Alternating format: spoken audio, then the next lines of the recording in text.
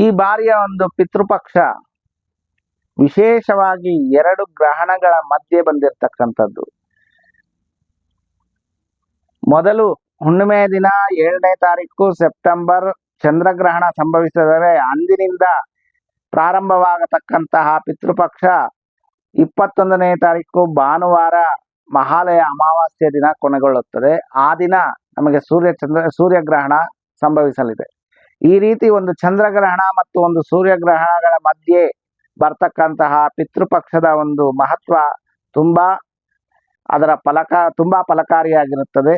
ಹಾಗೂ ಈ ಪಿತೃಪಕ್ಷದಲ್ಲಿ ವಿಶೇಷವಾಗಿ ತಮ್ಮ ಪಿತೃಗಳಿಗೆ ಪಿಂಡ ಪ್ರದಾನವನ್ನು ಮಾಡುವುದು, ತಿಲದರ್ಪಗಳನ್ನು ಮಾಡುವುದು, ಮೋಕ್ಷನಾರಾಯಣ ಬಲಿಗಳನ್ನು ಮಾಡಿಸುವುದು, ಅಥವಾ ತಮ್ಮ ಪದ್ಧತಿಯಂತೆ ತಮ್ಮ ಜಾತಿ ಕುಲ ಮತಾನುಸಾರವಾಗಿ ಪಿತೃಗಳನ್ನು ಆರಾಧಿಸುವುದು ವಿಶೇಷ ಫಲದಾಯಕವಾಗಿರುತ್ತೆ. ಹಾಗೂ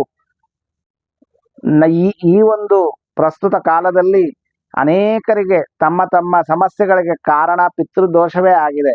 ಪಿತೃಗಳು ಅಂದರೆ ಕೇವಲ ನಮ್ಮ ತಂದೆ ತಾಯಿ ಅಲ್ಲದೆ ನಮ್ಮ ಸಮಸ್ತ ಪೂರ್ವಿಕರಾಗಿರುವುದರಿಂದ ಆ ಸಮಸ್ತ ಪೂರ್ವಿಕರಿಗೆ ಸದ್ಗತಿಯನ್ನು ಕೊಟ್ಟಿದ್ದೇ ಆದರೆ ಅವರ ಒಂದು ಅನುಗ್ರಹದಿಂದ ನಮ್ಮ ಜೀವನದಲ್ಲಿ ಸಕಲ ಕಾರ್ಯಗಳಲ್ಲಿರ್ತಕ್ಕಂತಹ ವಿಘ್ನಗಳು ನಿವಾರಣೆಯಾಗಿ ನಮ್ಮ ಒಂದು ಜೀವನ ಸಮೃದ್ಧಿದಾಯಕವಾಗುತ್ತೆ.